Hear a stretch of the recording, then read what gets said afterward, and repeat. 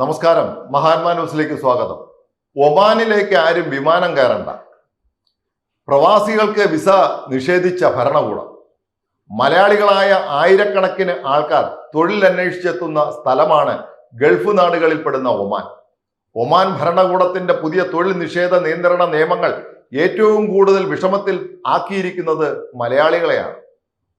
സ്വദേശികളായ ആൾക്കാർക്ക് തൊഴിൽ സൗകര്യങ്ങൾ നീക്കിവെക്കുക എന്ന തീരുമാനപ്രകാരം അന്യരാജ്യങ്ങളിൽ നിന്നും ജോലി തേടിയെത്തുന്നവർക്ക് വിസ നിഷേധിക്കുന്നതിനുള്ള ഒമാൻ ഭരണകൂടത്തിന്റെ തീരുമാനമാണ് പുറത്തു വന്നിരിക്കുന്നത്. സെപ്റ്റംബർ 1 മുതൽ ഈ നിരോധനം നടപ്പിൽ വരുമെന്നാണ് ഭരണകൂടം അറിയിച്ചിരിക്കുന്നത്. കഴിഞ്ഞ 3-4 വർഷമായി കോവിഡ് വ്യാപനത്തിന് ശേഷം ഗൾഫ് രാജ്യങ്ങളിൽ ജോലി ചെയ്തിരുന്ന മലയാളികൾ വലിയ തോതിലുള്ള തൊഴിൽ ഭീഷണിയെ നേരിട്ടുകൊണ്ടിരിക്കുകയാണ്. തൊഴിൽ നഷ്ടപ്പെടൽ മാത്രമല്ല, തൊഴിൽ തുടരുന്നതിനുള്ള അവസരം ലഭിച്ച പ്രവാസി മലയാളികൾക്ക് പോലും ശമ്പളം പകുതിയിലധികം വെട്ടിക്കുറവ് വരുത്തിയ ഗൾഫ് രാജ്യങ്ങളിലെ പൊതുവായ തീരുമാനം ഇപ്പോഴും പിൻവലിച്ചിട്ടുമില്ല. ഇതുമൂലം ജോലി ഉണ്ടായിട്ടും വരുമാനത്തിൽ വലിയ കുറവ് അനുഭവപ്പെട്ടത് പ്രവാസി മലയാളികൾ ദുരിതത്തിലാക്കിയിരിക്കുകയാണ്. ഈ നില തുടരുന്നതിനിടയിലാണ് ഇപ്പോൾ ഒമാൻ ഭരണകൂടം അന്യരാജ്യങ്ങളിൽ നിന്നും തൊഴിൽ നിയമങ്ങൾ നടത്തുന്നത് നിരോധിച്ചുകൊണ്ട് ഉത്തരവ് പുറത്തുവിട്ടിരിക്കുന്നത്. മലയാളികൾ വലിയ തോതിൽ ജോലി ചെയ്തു വരുന്ന നിർമ്മാണ മേഖലയും ശുചീകരണ രംഗവും വിലക്കിൽ ഏർപ്പെട്ടിരിക്കുകയാണ്.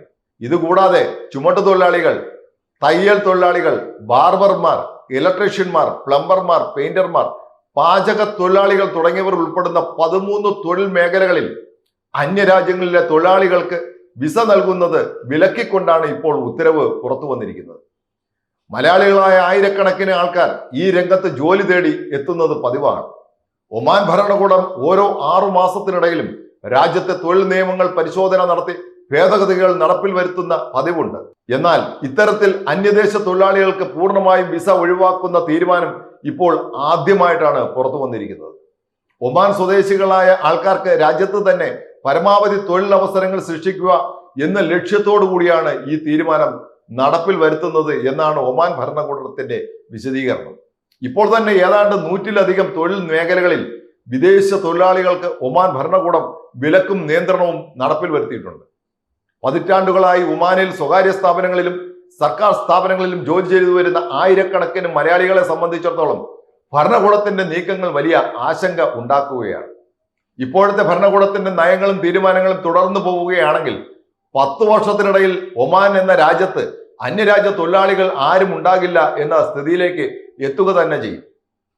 ഇതാണ് മലയാളികളും മലയാളി സമൂഹത്തെയും സംഘടിപ്പിച്ച് പ്രവർത്തിക്കുന്ന സംഘടനകളും ആശങ്കപ്പെടുന്നത്. നന്ദി.